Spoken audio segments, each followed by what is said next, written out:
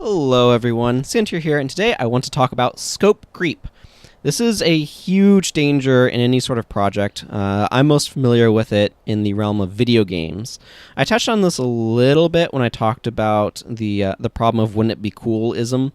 But scope creep fundamentally is what happens when the sort of scope of your project slowly gets bigger and bigger. So when I'm talking about scope, I'm talking about what is the full total of what you're trying to make. You could also call it ambition creep. So how ambitious are you being? What are you trying to accomplish? How much are you trying to do? How varied is it? How complex is it to make? All of these things. Fundamentally, it's how much work is it going to require to make this thing? And scope creep is when that amount of work slowly gets bigger and bigger and bigger. And what tends to happen is you get ideas of things that would be really cool to add or things that you'd like to do. Where as you're working on something, you'll think of features, or you'll think of characters that would be good to have, or narrative elements, or any of these things. What sort of zone would be cool, what sort of little details to add. And so scope creep is something that will naturally happen over the course of a project. As you're working on it, you get inspired by that process, and you slowly want to add, oh, this would be really cool, or this would be a neat little touch to add.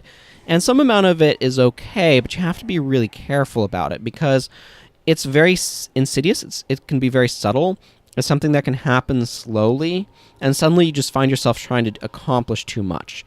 And the problem is it has a way of running off and leaving you trailed in the dust and being unable to fully grasp it. It's something that I know that with student projects, most of my team struggled with understanding the proper scope that we should be working for, having a realistic level of ambition. They tell you to shoot for the moon, and if you miss, you'll land among the stars or some random thing like that. Or is it shoot for the stars, and if you miss, you'll land on the moon? Whatever. But the idea of like being super ambitious. But the problem with that is you need to figure out where to scale back. You need to figure out where to cut. You need to figure out how to get smaller. And where to spend your ambition. Because you only have so much of it that you can use.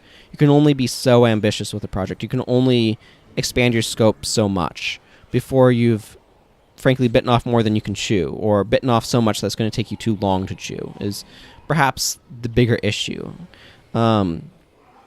So, like I was saying, with a lot of student projects I've done, we would have grand ideas of what the game would be, and they almost always fell short in some way, shape, or form.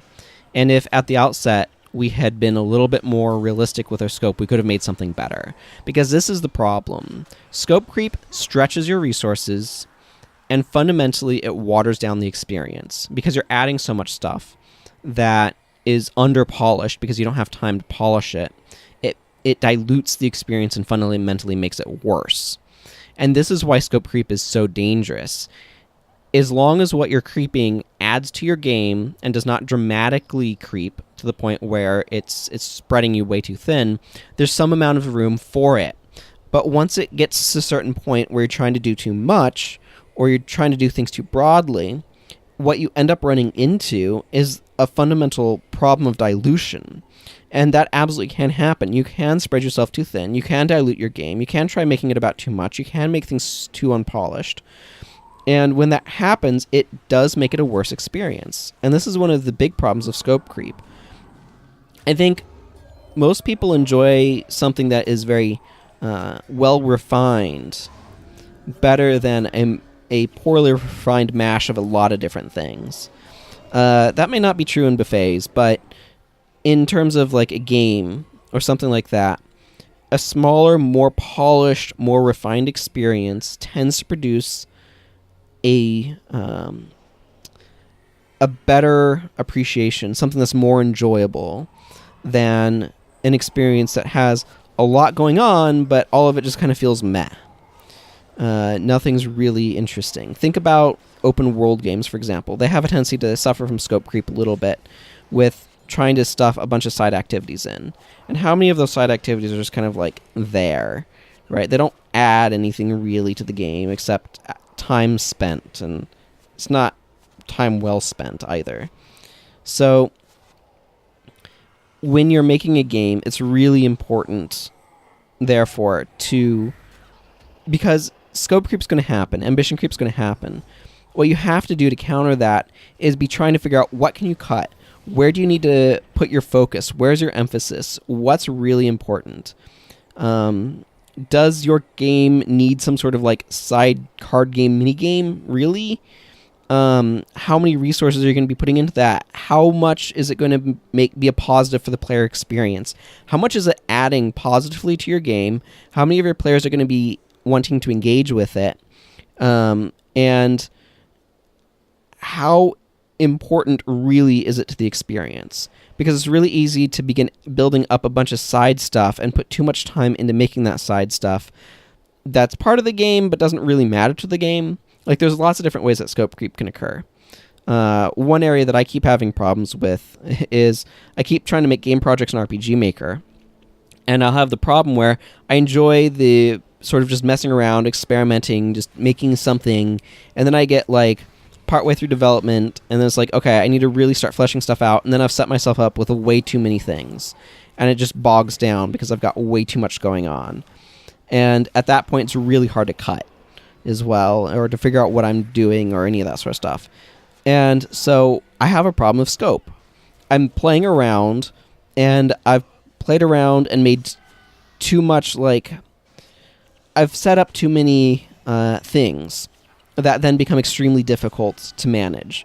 And that happens if you're not being very careful, if you're not saying, how is this going to positively impact my experience? How is this, or the player's experience, I should say, how is this going to impact how much time and effort I need to put into development? What is the focus? What is this about? And scope creep becomes obsessed with making a bunch of small things, growing those things, and it's like leeches leeching life and energy from the entire project. So hopefully I've made my point. Scope creep is a big danger when you're doing any sort of creative project. Games is the area where it's especially dangerous, but in everything you can get little things that you're attached to that really should be cut. And managing your scope and having control over it, and putting in the difficult effort of making sure that what you're shooting for, what you're trying to accomplish, what you're trying to achieve is attainable and can be attained with a high level of polish. Because at the end of the day, what you really want is the people that you're making the game for to say, I love this game. This game is amazing, and I want more of it. Not to give them a bunch of, like, bland stuff that they're like, whatever. Like, that game was okay, but whatever, I've had enough. It's better to deliver a lesser, more refined product that people are going to fall in love with and want more of than to release a lot of a bland product that people don't really care about. And scope creep is it's likely to lead to the second of those things. It's likely to lead to that bland product that's trying to do too much and doesn't really have the polish or refinement that makes players say, I want more. So I'm going to go ahead and wrap up here, and until next time, everyone, take care. Bye-bye.